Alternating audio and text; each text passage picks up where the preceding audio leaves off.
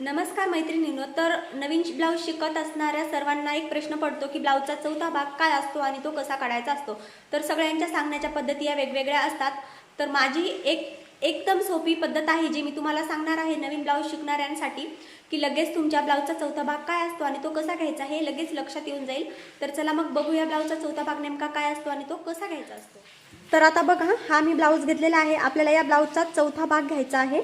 तर आता हा झाला आपल्या ब्लाऊजचा एक भाग, हा झाला दुसरा भाग, हे समोरचे दोन भाग झाले आणि हा जो पाठीमागचा आहे हे पकडायचे आपल्याला दोन भाग। इथे आपले हुक नाहीये त्यामुळे आपण हे वेगवेगळं नाही करत, परंतु आपल्याला जसे समोरून आपण दोन भाग पकडले तसेच पाठीमागचे दोन भाग पकडायचे। हे झाले आपले चार भाग, याला म्हणतात चार भाग। तर याचा चौथा भाग म्हणजे हा एक साइड घ्यायची इथून आपल्याला, ही जी हुक साइड आहे, हुक साइड किंवा एखाद्याच्या ब्लाऊजला काजे असू शकतात, तर ही आपल्याला इथून इथपर्यंत इथून आपल्याला ह्या मुंड्यापर्यंत मोजायची असते। तर हे बघा इथे येत आहे 10।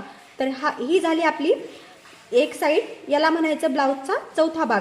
तर या ब्लाऊजचा चौथा भाग आलेला आहे 10।